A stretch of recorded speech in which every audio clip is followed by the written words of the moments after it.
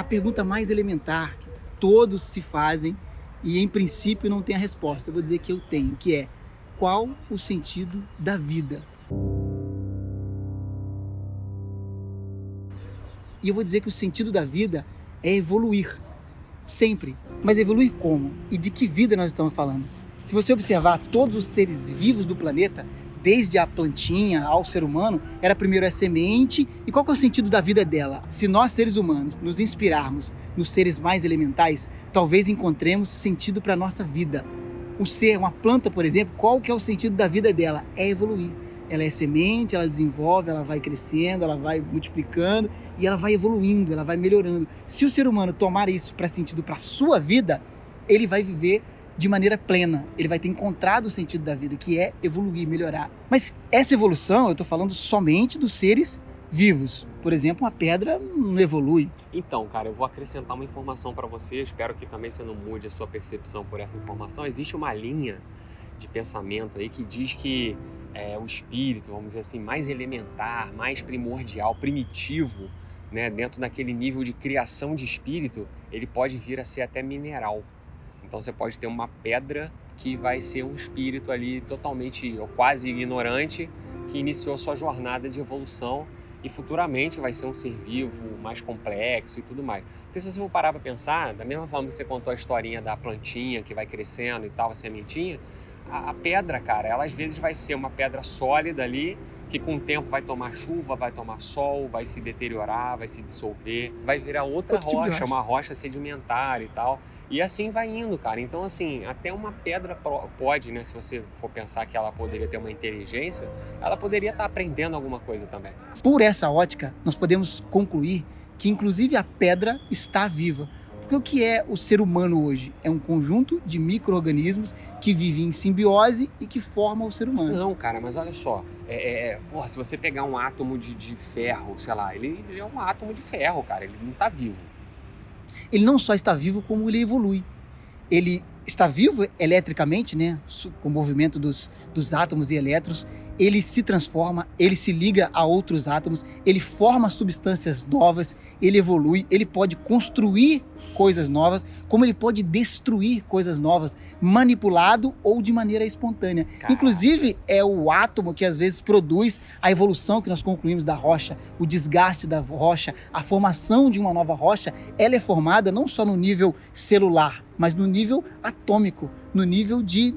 Inclusive, a formação da rocha, ela não acontece somente no nível celular, ela acontece no nível atômico. Inclusive, esse átomo que você disse que está... Então, tipo assim, a partícula elementar da vida não é necessariamente o DNA ou alguma coisa, é o átomo em si. Vivo.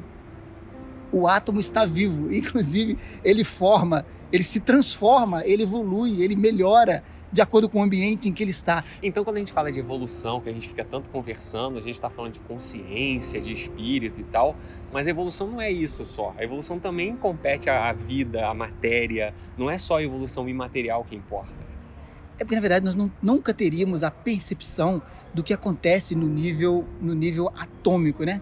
Esta pedra que nós considerávamos no momento anterior, que ela era inanimada, que ela era um ser bruto, que ela não tinha vida, hoje nós podemos ver que ela é um conjunto de vida, de átomos vivos, capazes de transformar muitas coisas. Porque eu não sei de que pedra nós estamos falando, de que tipo de mineral. Dependendo do tipo de mineral, ele pode mudar o universo, o planeta, ou destruir determinada região, ou construir determinada nova substância que vai revolucionar a vida daqui a 10 anos ou imediatamente. Então, invariavelmente, talvez um átomo daquele vai acabar constituindo uma vida, né?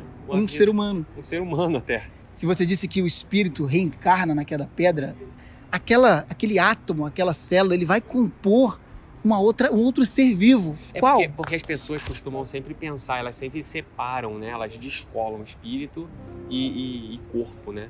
Só que se você pensar que tudo é uma coisa só, que tudo é Deus e tal, o fato de você estar nesse corpo tem um significado, tem uma interação. O teu espírito e esses átomos que o compõem aqui, enquanto matéria, tem um caminho de evolução também, né? Então, às vezes, a pessoa fala assim, não, mas o que importa é que o espírito vai evoluir, ele vai incorporar aquela pedra, vai viver ali e tal, para ter a evolução, e depois vai sair, e é ele que vai absorver aquela experiência e vai embora. Mas ele vai imprimir alguma coisa naquela pedra. o nosso corpo, à medida que ele vivenciar, ele também vai ter impregnado nele alguma coisa que o espírito deixou, né? Então, assim como você tem aquela ideia de que um ambiente pode guardar energias e guardar pensamentos, impressões e tal, é a mesma coisa, você deixa uma impressão naquele corpo físico, seja naquela pedra ou naquele átomo, porque aquele átomo nunca vai deixar de existir. Então você pensa, mas o meu corpo tá... Beleza, mas depois seu corpo morrer e virar e tal, ele vai virar um aglomerado de átomos que de repente vai compor outros seres e tal, e ali tem um pouquinho de você. Na verdade, aquilo ali é você, assim como todo o resto também é você. Será que nós podemos concluir que existe uma consciência universal? Da seguinte forma, eu tenho um pouco conhecimento de biologia, mas até a última vez que eu vi sobre isso, não tinham conseguido decifrar ainda como que a partícula biológica, o neurônio, ele armazena as informações. Sim. Como que elas ficam guardadas ali. Porque se conseguirmos isso, nós conseguiríamos extrair essa informação. Então não sabe como armazena. E se nós armazenarmos as informações a nível nuclear, de forma que todas as experiências elas estão sendo compartilhadas, porque um átomo, até mesmo uma molécula, vamos aumentar um pouquinho, que pertence ao meu corpo hoje, ela vai pertencer a outro corpo, a outra pedra, a outro animal, a outra planta e tal. Sim. E se ela levar as minhas informações, nós podemos concluir agora que o universo ovo, por essa ótica, ele é real.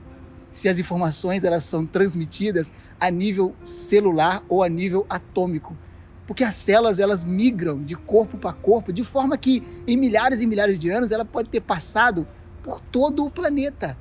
A sua célula. E se ela levar as suas informações e receber as informações do outro, todas as informações e as experiências seriam compartilhadas a nível planetário, eu diria, a nível universal, cara. Sabe o universo ovo que fala, pô, é tudo você e é tudo você. Porque você não sabe como as informações são guardadas.